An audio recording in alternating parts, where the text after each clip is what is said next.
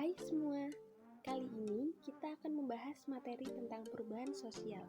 Lebih tepatnya, tentang perubahan media pendidikan di tengah pandemi COVID-19. Sebelumnya, perkenalkan, kami dari 12 IPS 3 SMA Negeri 1 Waru. Video ini dibuat oleh Melinda Rahmawati, Nadia Faizah, Nathaniela Nashwa, dan Rio Dewantara. Jadi, materi ini membahas tentang perubahan sosial. Tapi, kalian tahu nggak sih perubahan sosial itu apa? Mungkin kalian lupa atau kalian nggak tahu. Lebih baik, kali ini kita membahas dulu apa itu perubahan sosial.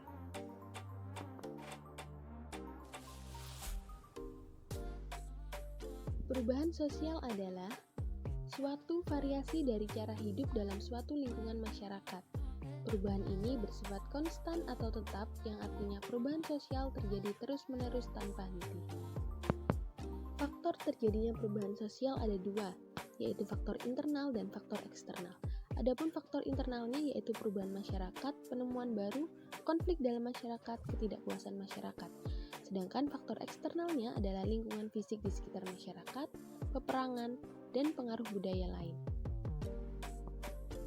Teori-teori perubahan sosial.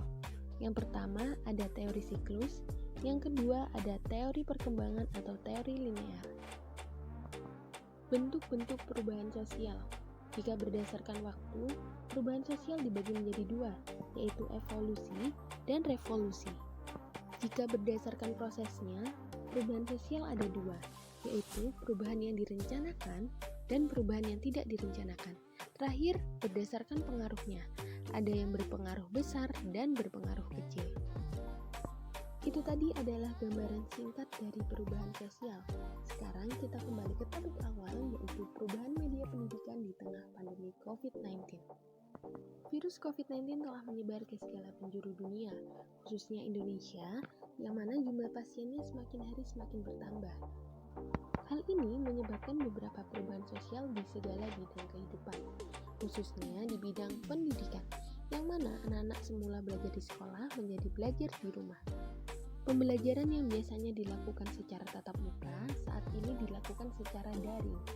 Itu semua dapat terjadi karena adanya perubahan media pembelajaran yang semula menggunakan buku, sekarang menggunakan alat-alat elektronik seperti laptop, komputer, gadget, dan lain sebagainya.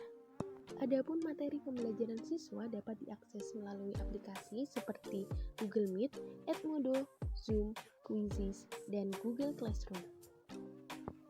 Aplikasi-aplikasi tersebut dapat diakses menggunakan internet, yang mana menggunakan teknologi.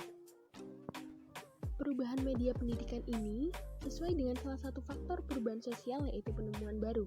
Penemuan baru berupa perkembangan teknologi yang menghasilkan aplikasi-aplikasi pembelajaran untuk sekolah daring.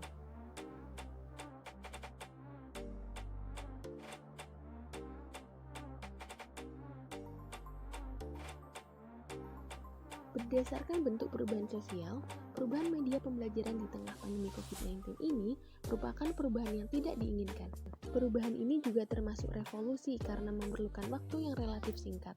Perubahan ini juga merupakan perubahan kecil yang seiring waktu dapat menjadi perubahan besar. Berdasarkan teorinya, perubahan media pendidikan di tengah pandemi COVID-19 ini sesuai dengan teori linear, yang mana perubahan sosial pada masyarakat merupakan sesuatu yang tidak dapat direncanakan atau diarahkan. Kelebihan perubahan media pendidikan di tengah pandemi COVID-19. Yang pertama, waktu belajar yang fleksibel, media yang digunakan beragam, dan pembelajaran online ini lebih interaktif sehingga murid tidak mudah bosan. Adapun kekurangannya, yang pertama, banyak murid yang tidak sepenuhnya memahami materi yang diberikan guru, tidak semua kalangan memiliki media pembelajaran daring, biaya yang diperlukan lebih banyak, dan kurangnya pengawasan guru. Kesimpulannya, perubahan media pendidikan di tengah pandemi COVID-19 ini merupakan perubahan progres. Namun, jika dilihat dari kelebihan dan kekurangannya, sebagian masyarakat belum bisa menerima perubahan teknologi ini. Walaupun begitu, seiring berjalannya waktu, masyarakat harus bisa beradaptasi menerima teknologi ini, karena di masa depan, teknologilah yang akan digunakan untuk kegiatan sehari-hari. Cukup sekian materi yang dapat saya sampaikan tentang perubahan sosial. Jangan lupa belajar dan tetap semangat.